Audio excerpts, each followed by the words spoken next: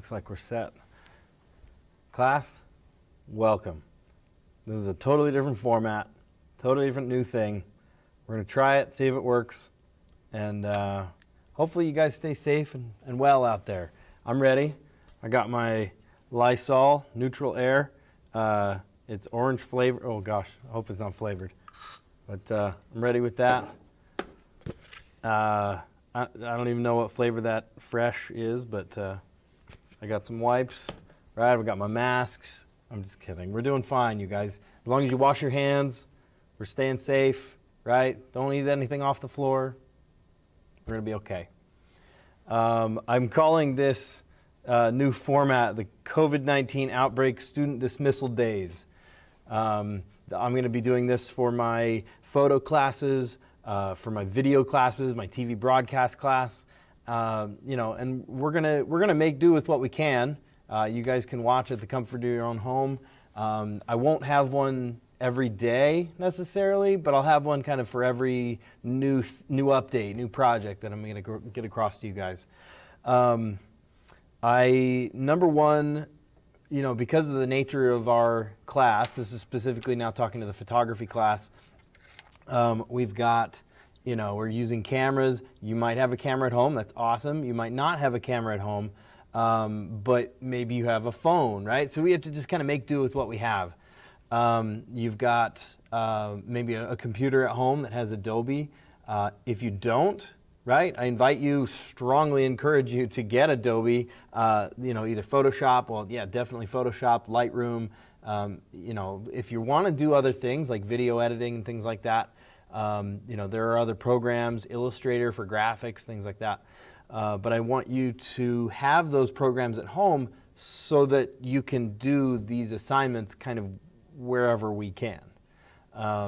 And if you say only have a Chromebook at home, or maybe you don't have any internet access at home or computer access at home, then I'm going to provide you also with some alternatives as well. So for my photography class, I have got a new project. You'll see it's up on Canvas. If you wanted to print a copy of it, then you can do that. Or you can stop by the office and get a paper copy. I think it's just as easy to follow it online on Canvas if you would like to do that. So I'm going to go through this, but first, before we do that, I want to run you through how to get Adobe at home, how to get Photoshop, Lightroom, any of the other programs. Remember, you can get it for free until you graduate. I mean, free's the best price, right? You guys know also, if you go on to, I think, Salt Lake Community College and the University of Utah, there's some other schools within Utah that give you a license either for until you graduate, or it's just 4 years or 2 years, depending on what college it is. So first things first, I wanted to run you through here, let's see if we can get this going. There we go. The video on how to get Adobe at home. So enjoy this. Hey, in today's tutorial I wanted to teach you how to get the Adobe programs at home. This is for any 7th through 12th grade students and faculty and staff in the Granite School District and all the many other Utah school districts who have signed up for UEN's agreement with Adobe. UEN has partnered with Adobe to bring all of their Adobe apps to any 7th through 12th grade students, any faculty, any staff. This is a pilot program, and they want to see if it takes off and a lot of people download it. And if they do, then they're going to see if they will continue it from year to year. I think it's a great opportunity that I think a lot of people don't know about. And if they do know about it, even still, they don't know maybe how to access it. So I was hoping maybe to shed some light on that. The first thing you do is go to adobe.com, and in the top right corner, hit sign in. Now when you go to sign in, there's an option for a personal account or an enterprise ID. You're going to click enterprise ID. And for faculty, it is the usual way that you log in at graniteschools.org. And for students, it's the 9 number, your 9 number that you use to log into computers at graniteschools.org. Don't put in your Granite SD account. It has to be the 9 number at graniteschools.org.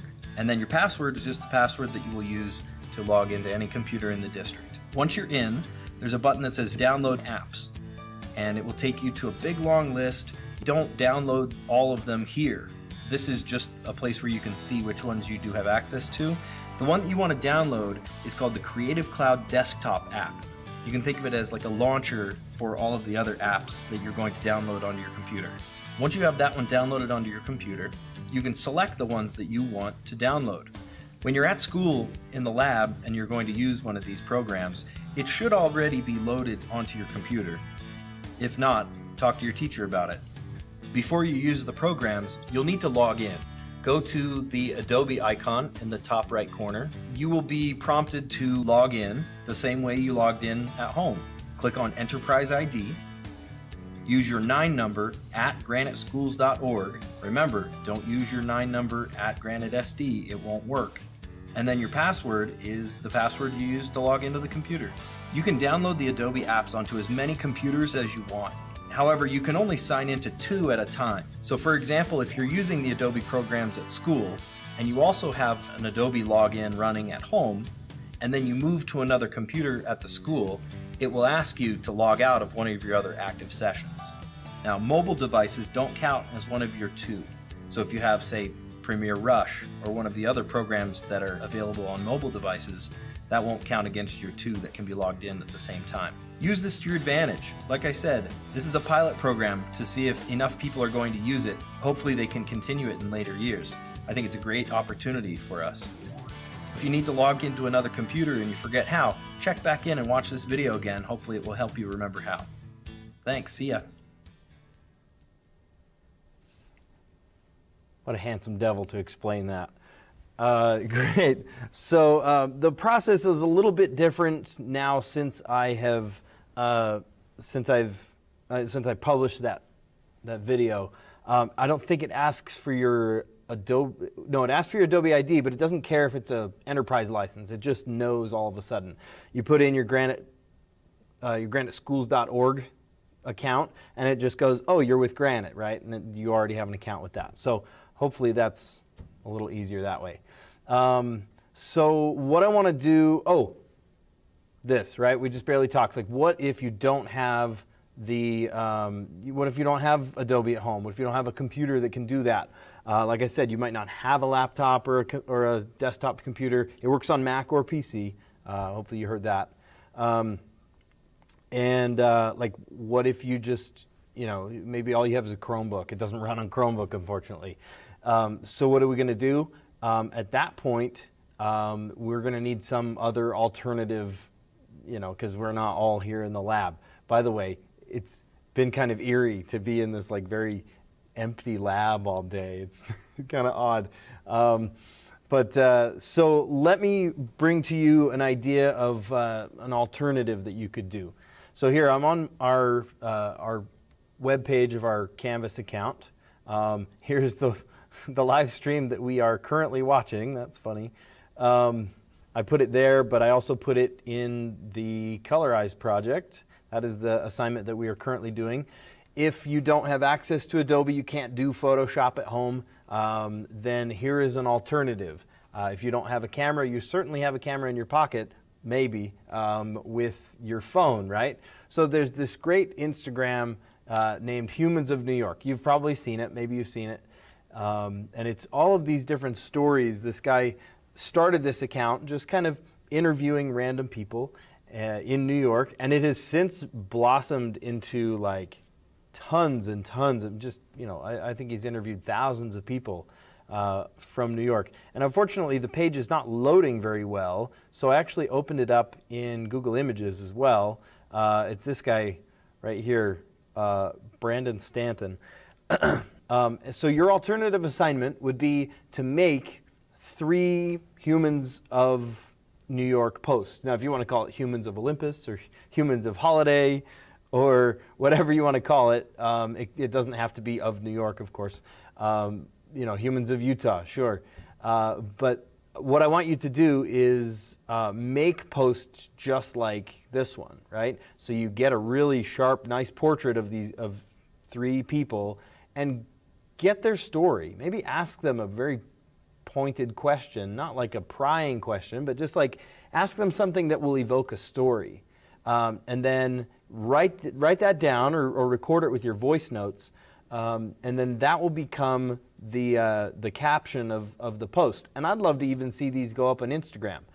Maybe as your as the thing that you submit to me. It could just be the photo, but I would love to see it with that caption. So post it to your Instagram and then give me a screenshot of that. Let's take a look at some of these, Humans of New York, right? He poses a question. Who influenced you the most in your life? My principal, Miss Lopez. Why has she influenced you? When we get in trouble, she doesn't suspend us. She calls us to her office and explains how society was built down around us, right? Just like it makes you go kind of deeper into that. There's so many of them. I want to be a mailman so I can let people know when it's their birthday. I love that. There's so many good ones. So find 3 people and ask them a question, and of course get their permission to take, you can't just kind of walk around and take pictures of random people without their permission. But when you get permission from somebody, ask a little bit about them. Ask some pointed question that will get at a deep story, and that becomes, the caption, for your Instagram post of, Humans of Olympus or Humans of New York, Humans of Utah even. So let's come off of that, and I want to talk about the Colorize project. So let's open up the Colorize project. Hopefully the majority of us are going to be doing this one. Now, I've stressed this before, but I'll say it again. Please get Photoshop at home, all right? You need Photoshop at home. If you don't have access to it at home, you're kind of, you're one of the outliers that needs to do one of the alternative assignment. But the majority of us are going to be doing this Colorize project. So let's get into it. Number one, if you need to review this video again, here it is at the top of the page. Next is basically all the instructions. You guys have probably seen black and white photos that have been colorized before. My favorite one that I've ever seen was actually at my wife's grandpa's funeral. He was in the military, and he was in his military uniform in this black and white photograph, and he had, the cap under his arm. And it was, of course, a black and white photo, but it was hand colored. So kind of the army green put back into the suit coat, the uniform and stuff. It was really cool. It kind of life back into his cheeks and the coloring of the face and stuff. Very cool option of kind of just putting the life back into a photo. So I've got right here the Colorize project page. You don't have it printed, but you've definitely got it here on the Canvas website. Let's go over it.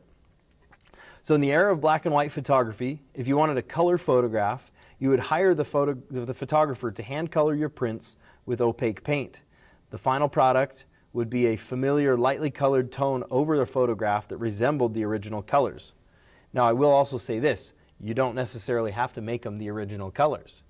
In fact, you might not even know what the original colors were if it's an old enough photograph. It was taken before we were even born.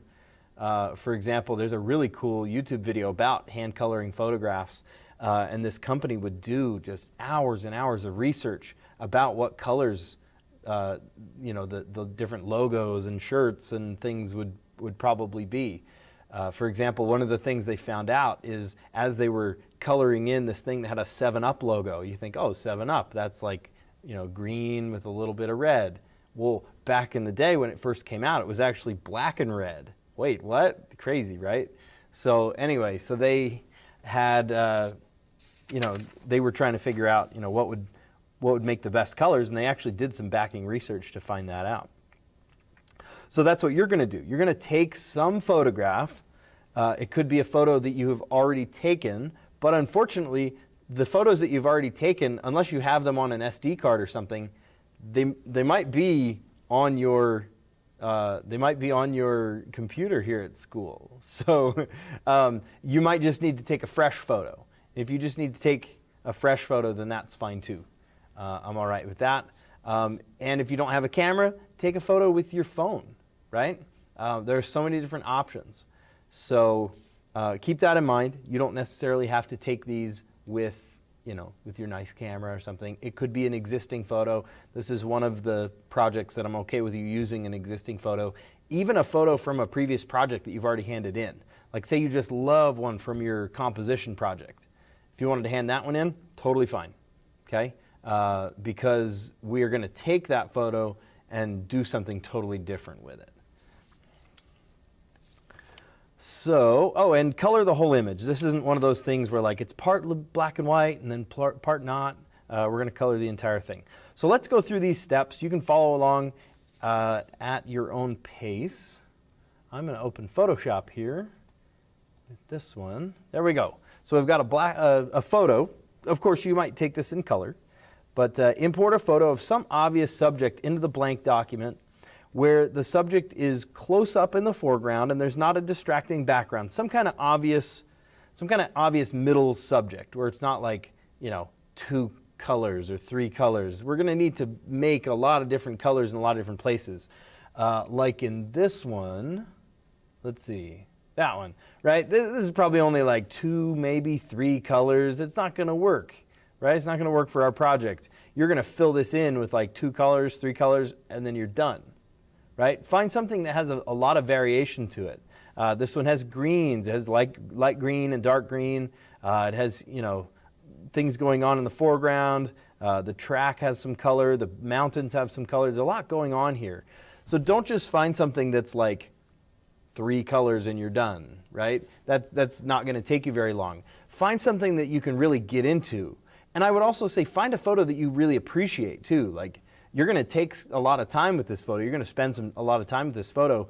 So don't pick one that you might get sick of, right? Find something that you're really like emotionally connected to. I have had kids bring in photos like family photos, like this one that I accidentally pulled up. This one somebody brought in a couple of semesters ago, and she had me scan it, and then she kind of retouched it. There were some dust and scratches and cracks and things. But after she retouched it, she hand colorized it, and I have the PSD here of putting in those layers of color. So it's kind of this familiar like light overtone of the colors. It looks really, really cool when we're done. So find a photo that kind of means something to you, because we're going to stare at this for a long time. Okay, so I've got this photo right here, and I'm just going to follow along with these steps. Number 1, import a photo of an object. I just read that. Number 2, make the image black and white by adding a black and white adjustment layer. Adjust the sliders so the important colors of the subject are not all the same gray tone. And if you want, there are more adjustments than just that, right? We've got our adjustments panel, and maybe it does need a little more brightness. Or maybe it does need a curves adjustment. Watch this. Let's maybe brighten it up a little because the shadow tones are a little dark. All right, that's cool. What if we did the curves? I want to bring out the sky. It'd be cool to bring the sky out, but if I do that, make it a little too much on the other end of it. So I'll bring this up. And look, it makes a look at how drastic that is. That's okay. And even if the colors get weird a little bit, that's all right. I'm going to show you in just a sec that we're actually going to hone this in a little better. Okay, maybe a little less on that one. There. Oh, yeah, we're getting some of that back. Okay, love that. Okay, nice. So now let's do step 2, right? Make the image black and white by using the black and white adjustment layer, which in the adjustments is in the second row, third one over, right? Black on one side, white on the other. Click on that. And number 1, it turns the thing black and white, but it also adds this properties panel. And in the properties palette, we can adjust each of these sliders, the brightness, the luminance of each of these individually. So say we wanted the greens, of the mountains and the football field and stuff. We want those brighter. We can turn that up or even turn it down to kind of de-emphasize it too if we wanted. Essentially what we're doing is we're trying to separate the tones so we don't end up with the exact same, oh, look what that does to the blue. That's cool. We're going to leave that to do the sky a little more vibrant. We just don't want all the same gray tone. We want some separation between the tones. And again, remember our talk about non-destructive editing. Because these are basically they're layers, right? These filter layers, the adjustment layers. I can turn this off. Like, you know, whoever took this photo, if they walked back into my room, they were like, hey, Miller, why are you messing with my photo? It's all black and white now. Well, I can just turn these off and we're back to normal again, right? That's the beauty of non-destructive editing. So in general, be as non-destructive as you can be. All right, so we'll turn that back on.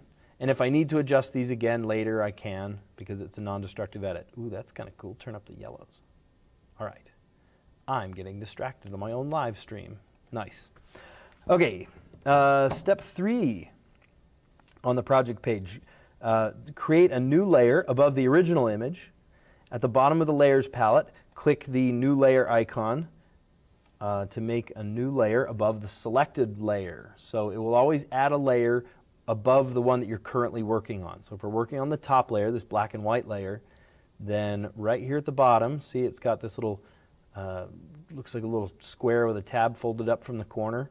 Okay, click on that one, and it will add this one. Okay, it's just called Layer 1. So we don't get mixed up, maybe let's rename that layer. Let's call it, you know, Painting Overlay. Cool. So now if I'm like, oh man, where's that paint overlay, right? I can just pull that up. Of course, there's nothing on it, so nothing's changing. But I can go through each of these curves and levels and all these layers and turn them on, turn them off as I see fit, including this painting overlay. Awesome. Let's see. Step number 5. Paint on the blank layer using the brush tool to fill in the colors. Use the color picker to change the foreground color to the hue you desire to paint with. Use a harder brush for sharper areas and a softer brush for blurry areas. Some of this is a little more sharp, some of it's a little blurrier. So I'm going to go through here and paint. There's a couple different ways to get to your colors. On the left-hand side at the bottom of the toolbar, there's your foreground color and your background color. All right? And remember, we can switch back and forth with the letter X. There's also, up in the swatches or even in the color palette in the top right, you can go through the color slider and pick it here. You have to be careful of making sure you're working on the right color. If you accidentally click this bottom color, you're actually adjusting the foreground color, or excuse me, the background color, not the foreground color. So we've got to be careful of that. Always make sure that you're clicked on this first one to change the foreground color. Personally, I like to use the color picker on the left-hand side because it opens up this nice window right here. Okay, now in this color picker, we can do the color slider. That's what this one's called, and get the hue. And we'll pick the right hue. Let's say, you know, I want to do the football field, right? So I'm going to choose a nice green color. All right, something like that. And the further to the left you go, the less saturated the color is. So the more to the right, the more saturated. Higher up is brighter, lower is darker. So somewhere between the combination of the slider and this color field, you have access to millions of colors, tons and tons of colors. In fact, I've heard it said more colors than your eye can distinguish between. So go figure about that. Try and wrap your head around that one. Okay, I'm going to click OK on this one. And it also said, remember, change the brush size using the bracket keys. So if you look at your keyboard, it's right next to the letter P on the keyboard. You make your brush bigger, make it smaller, like that. And then you can also right-click, and you can do the same thing, the brush size, but also the hardness. Okay, for a nice fuzzy brush, you'd want to use a 0% hardness. And then for you know, harder edges, you might want to use a harder brush. I usually don't go all the way to 100%. I think that looks a little fake. I mean, look here, that just looks like Microsoft Paint, right? It looks funny. So if you are going for a harder edge, I'd usually go to like an 85 or 90% brush. It just kind of softens the edges just a little bit, makes it a little more realistic looking, right? There we go. So paint onto that blank layer using the brush tool. Awesome. So we can fill it in right? Fill it in, fill it in. There's also another cool secret that some people don't know about, even some pros don't know about. If you want to make a straight line, check this out. You can click, hold Shift, and then click again, and it will fill in the line in between. Hopefully that saves you some time, right? And once you get those kind of, there we go. Now some of you are probably watching at home wondering if Miller's lost his mind. Miller, I know this, this outbreak thing has kind of gotten to us, but don't let it get to you. Okay, so let's fill this in a little better. And some of you are maybe thinking, I know Miller, he's joshing us, right? Yeah, of course. This looks like Microsoft Paint, right? It's because I skipped a step. If you were very observant, I like pulling a sneaky on you at that point. So I painted on the blank layer, but here's the thing. Step 4, the one right before it.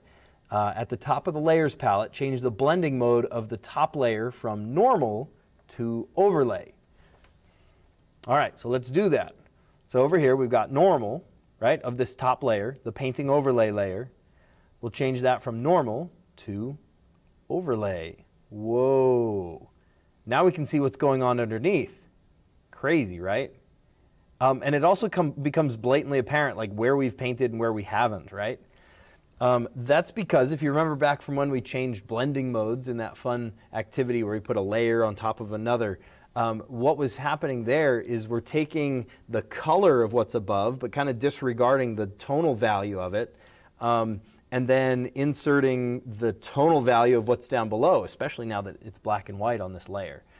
So now we've got the painting overlay as an overlay blending mode, and then below that we've got the black and white color, the black and white picture, so the colors kind of get added on top, almost like it was a light wash. Now, looking at this one, of course, that's way too bright, right? So of course, let's keep going in our steps. Step number 6 on the project page, it says bring the opacity of the overlay layer to between about 25 and 40%. All right, so the top layer, here's that painting overlay layer, and the opacity. Take the word opacity, the actual word opacity, and drag that word to the left. And I'm going to drag it down to say, about 25. You might even go lower than that, right? How about 25%? Okay, yeah, that's starting to look more like a hand-painted photograph, right? So that's the idea. We're trying to replicate, kind of digitally replicate what a hand-painted photograph would look like. And then you just keep going, right? Keep going with different colors and things. And we'll just keep filling this in, right? So if I missed a spot, right, so I can zoom in. Remember Command plus, and then hold the space bar and drag. That's called the hand tool. It's kind of a shortcut to get to the hand tool. Now if I need to get into a spot that I missed, of course I'll need to change the brush size using the bracket keys. And then I can fill that in where I please. There it is. Uh-oh, I'm rhyming. Okay. We'll go straight across like that.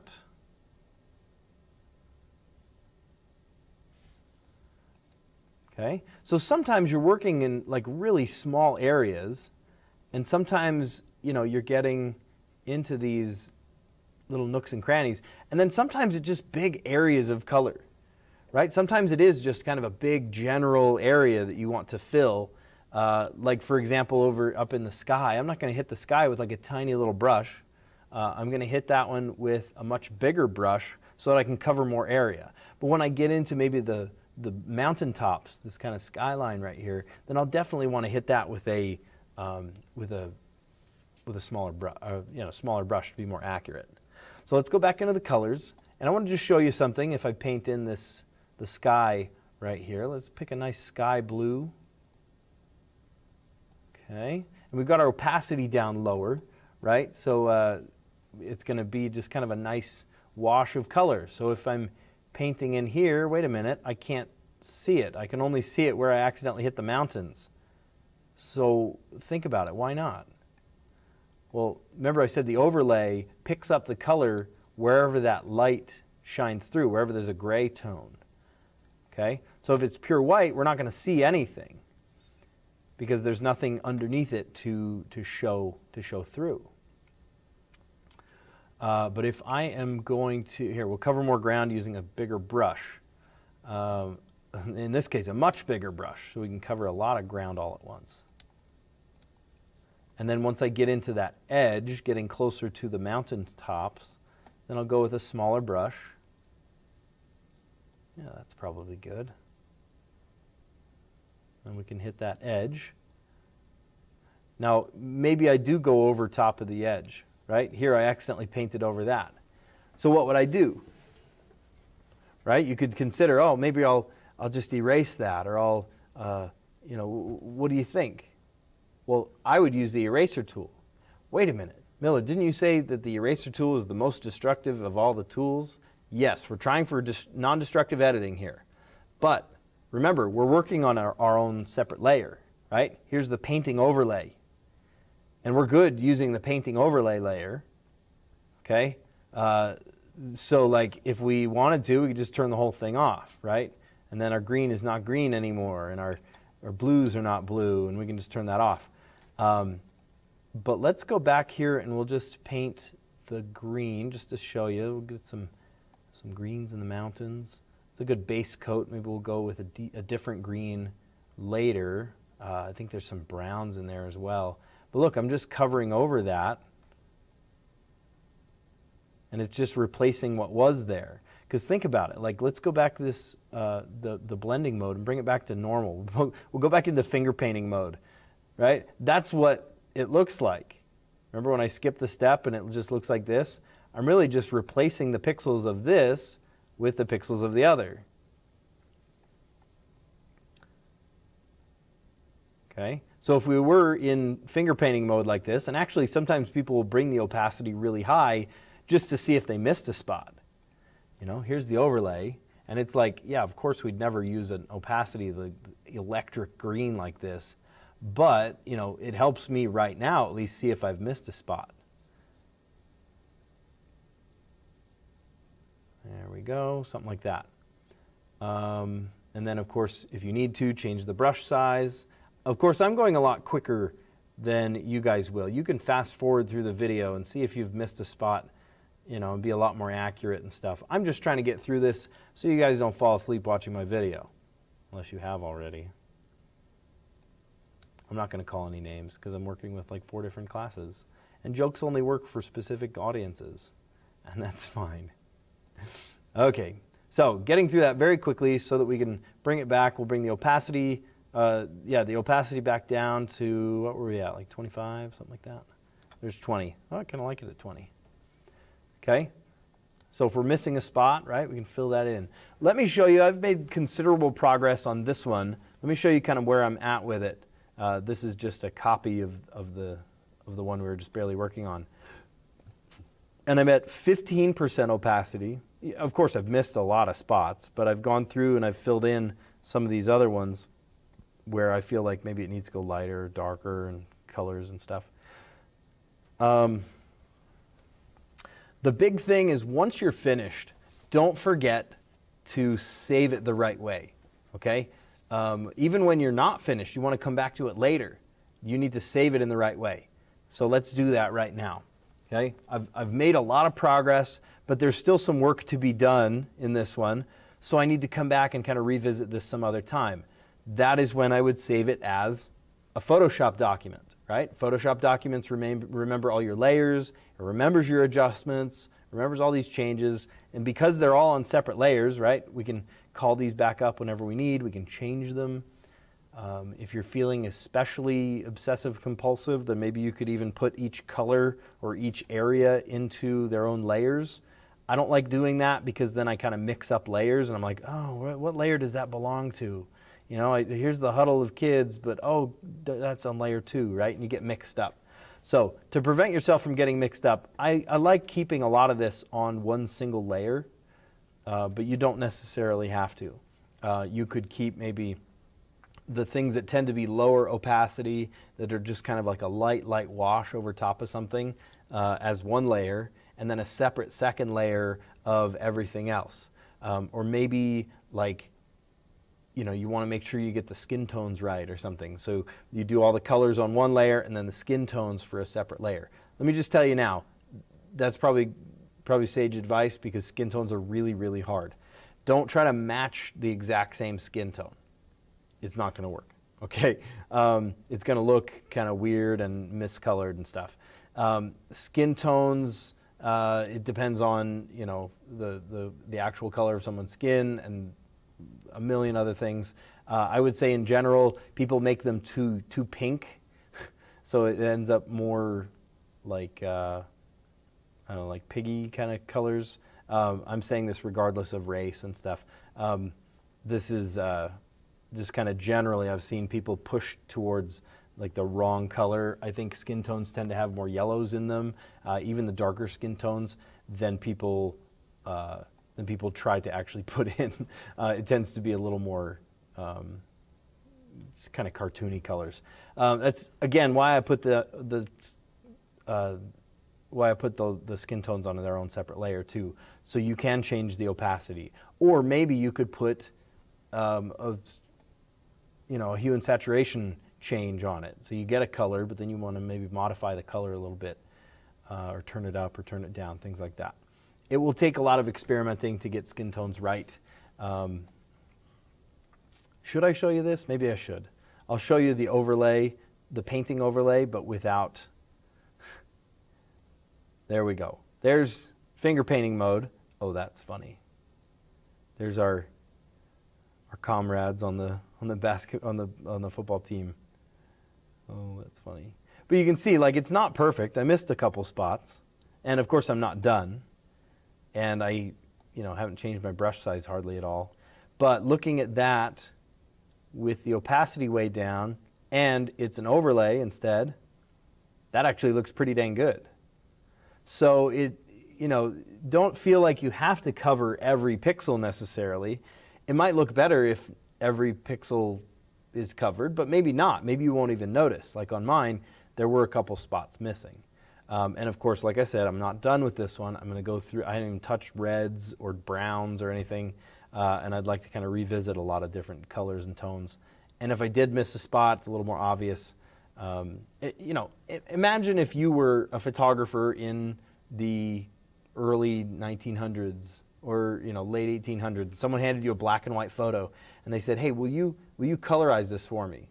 Right? Are you going to sit there with like a microscope and like every little? Of course not, right?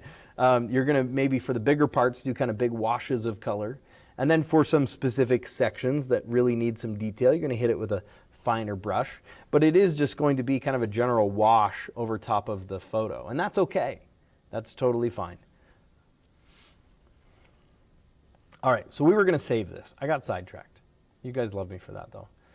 Let's save this. Number one, we're going to save it as a PSD so that you have all of your layers and things. So we'll go File, Save As. Okay, File Save will do the same thing if you don't have a PSD yet. And then, right, let's give it a good name. So desktop, let's put it in our, I think I've got it right here, for Photoshop folder, right? It's in the photography folder, in the Photoshop stuff. And let's call this Colorize. If you want to put your name, you can also do that too, right at this point. I'm not going to see your PSD. Please do not give me your PSD. When you're finally done, you're going to export it out as a JPEG. But this copy that you're working on, you're going to come back to it tomorrow, going to come back to it some other time. That's the one you want to save as a Photoshop file. Okay, so colorize.photoshop. That looks great to me. Here's Photoshop. Here's all our layers. Cool. Hit save. You may see a window that pops up and it says, do you want to maximize compatibility? You don't have an option. So you could just say, don't show this again, and it will go away forever. And then you hit OK, and then you've got it. Once you're finally done with it, imagine that we were done today, and I'm like, okay, we're finished. I just want to like export this, deliver it to Miller on Canvas. Okay, that is when we're going to save that as a JPEG. So after I save the Photoshop file, I've been working on it. I like to just save it one last time. Either go File Save or Command S, right? Just to update your PSD. Then we're going to go back in and say File Save As. We can keep it as colorized. At this point, it might be a good idea to put your name on it so that I can tell it's yours when I get it in Canvas.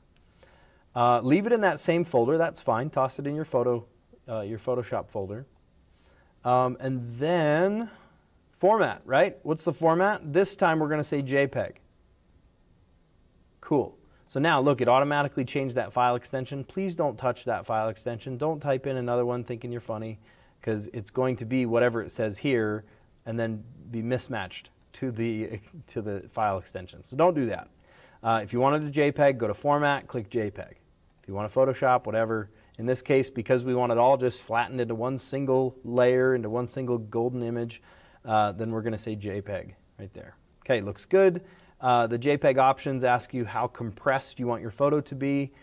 This one I want it to be right around a 10, right? If you go any lower, then you end up with lower quality, but a smaller file size, if that's what you're into. Or if you go higher, look, we get a much larger, over double the file size, is 2.6 megabytes. So we get a bigger file size, but not a ton of difference in the quality. So I usually leave that around the 10. That's sort of the sweet spot of the compression settings. So leave that as a 10, and then just hit OK, and we got it. Okay. So now when you go into your Finder window, or if you're on a PC at home, right, go navigate through your documents, wherever you ended up saving that thing, there it is. Right. So like I said, I'm not totally done with this. There's a lot more I need to get done in this project, but that's to get you enough to get a good start. I think next time I chime in, we'll talk about colors, okay, how to get new colors back. Maybe we ought to just talk about it now. Why not? We'll talk about it now. Okay, so let's say that you were working with a color and you want to get it back. You might instinctually think, oh, I'm going to use the eyedropper tool, right? So here's the eyedropper, okay? And I'm going to go select the blue of the sky, right? I want to get it back in here and work on the sky. So I'm going to click on the blue. Wait a minute, that's not the same blue, right? If I were to go back to the brush and paint that over top of it, wait a minute, it's a different blue, okay? That doesn't work. We can even see that. Like, let's take that one and we will turn normal. Look. It's a different blue color. What's going on here?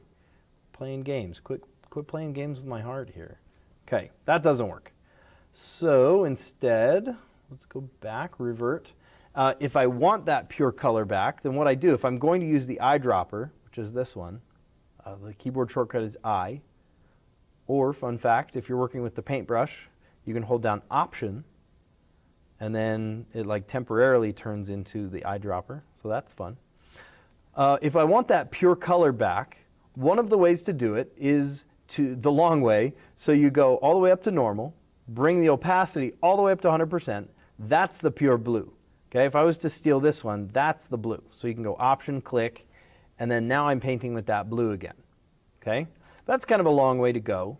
So maybe that's not what you want to do.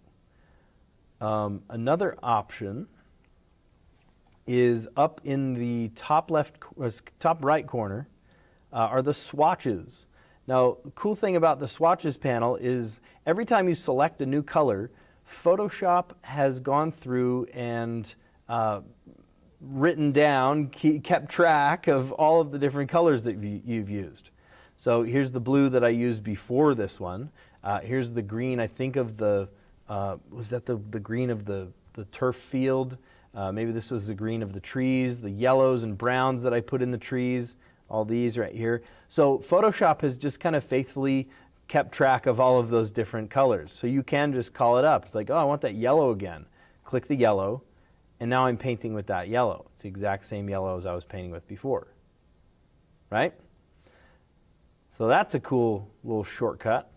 Let's say, here's another one, okay? So let's say that I'm continually working back and forth between two colors, right? Say I'm working back and forth between the blue of the track, which I believe was this one, right? And this darker green of the field, right? Well, remember, at any given time, you're working with two colors, your foreground color and your background color. you can swap back and forth between them with the letter X on the keyboard. Okay, so there it is. So say I'm working with the track color. Well, then I can also use the this one, the background color. So I can just select the background color and then swap back and forth. So here, let's make it a little more obvious. If I'm painting with green, right, here's some green, boom, boom, boom, and then I need to swap, hit the letter X, and now I'm painting back with the other color. I'm painting with the blue-gray. All right, and in that way we can just kind of go and like fix some of the things that we need to fix. Right? It's like, oh man, I accidentally covered over this. We'll just hit the letter X. Now I'm painting with green, and now I can fix that part of it. Right? So that's a really good way to to swap back and forth between two colors. There are a lot of different ways you can do this. Like if there's a color you are just always going back to, you can copy it down from this right here. This is called the hex code. Okay, the hexadecimal code right here. If that's the green you are always working with, copy that on a sticky note or something, and then you are just you can call that up whenever you need by typing in that code. Okay, so I brought this up last time, but you could actually make this layer multiple layers, right? You could say oh, now I want to do the houses, so I'm going to make this new layer. This is the most of our painting overlay. Right, and this one up above, this is our, the houses. Okay, so now I'm going to go into my brush, pick a color. Let's go with some kind of red browns. Feeling red browns for this one. Oh, you know what? Look at that. I'm in finger painting mode again. Why? Because it's a new layer and the default is just a normal layer. So I'm going to take this one, bring the opacity down, and bring it to an overlay. And now we just have kind of a light wash of color where that thing is. Boy, that looks nice. Even if it's not super accurate, I've found that we're still able to kind of, like I'm sure I've missed a spot there, but I'm able to just fill that in, and it looks like $1,000,000.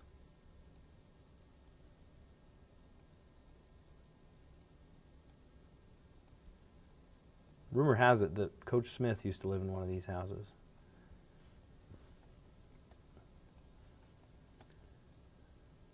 All right, we can, and like I said, it could be any color you want. If you don't want it to be, the original color, or maybe you don't know what the original color was, that's all right. Make up your own colors. And notice I'm using different, I'm using the same color for most of this house. It's like, wait a minute, is this house like all the same color? Probably not. Probably not. But who's going to know, right? Have you seen that house before? Yeah, probably. But do you remember exactly what color it is? Probably not. The thing is, it's more in the background, so it doesn't matter as much anyway. There we go. So we're going to fill that one in. And I'd like you to fill in most, if not all, of the colors, right? Now, what about whites? What about blacks? Do I need to fill over top of white? Well, probably not, right? White is going to be white. Black is going to be black. If you have something that's pure black, no matter what I color into this area right here, it's just not even going to show up. So, yeah, just keep that in mind. Cool. So, now that we've made this much progress on this one, take a look at it, right? Let's just kind of take a stop. Okay, Command 0, and we'll look at the whole thing. Look how we've just kind of put the life back into this photo, right? I love that. That's the whole purpose of doing a colorized photograph, because you really do. You kind of just put the life back into it. You put it's funny, in a hand-colored portrait of old, people that were taken in black and white and then colored in, often they will kind of rosy up the cheeks. I don't know why. It was just the thing they did to make them kind of more lively. You can do that. I think it looks kind of funny, but and it just sort of livens it up. But you do end up with these big areas of flat colors. Wait, wasn't this white? Yeah, I could fill that with white if I wanted to. But we've got this large area that's all kind of the same green. Yeah, or this house, right? And the house and the second story, those are two different things, right? So shouldn't this one and this one be two different colors? I mean, if it was a real photograph that was really accurately those colors, sure. But when we're working with a hand-colored photo, often we have kind of a limited color palette like that. So just kind of keep that in mind, you know. Often we'll make this a little more complicated than it needs to be, but I also don't want you to just whiz through it in, 20 minutes and boom, you're done, right? Take your time on this. And, if you wanted to, find out what colors those actually were and put those colors back in. Or they could be completely different colors, right? Awesome. You guys are great. I don't want you to stress out. I want you to enjoy your time. I want you to enjoy the time that we have making things in Photoshop, kind of making history, right? This is a time and season that people are going to look back on. We're going to be in the history books. I laugh when I see, the eras, along the way and the dress code. And maybe the dress code of this is going to be like hazmat suits. No, I'm totally kidding. It's fine. But I want to make sure that you guys are, mentally doing okay. If you are struggling, let me know. I'm here for you. Isolation is a weird place to be in. I watched an interesting video of a guy that spent a good long time in an isolation chamber, actually an anechoic chamber, to see, how long he'd last, and he only lasted about 45 minutes because it's by yourself like that, you feel very isolated. So don't be isolated. Get yourself. Maybe not with friends because they might get you sick, but get yourself out there like socially, either on social networks or, be yourself and be awesome as you always are. This has been fun. We've been doing the Colorize project. Remember, if you don't have access to Photoshop or the Adobe programs at home, then there is an alternative. Do 3 different Humans of New York posts. And give me the screenshot of that. Get a photo, get a bio, and you're going to make some cool things. So enjoy this time. I know it's very weird. Some people are kind of stressed about it. There's a lot of anxiety floating around. And sadly, there's a lot of misinformation floating around too. Don't let that get to you. Live your best life and roll with the punches as we're all doing. So. You guys are awesome. Thank you. We appreciate what you do. See ya.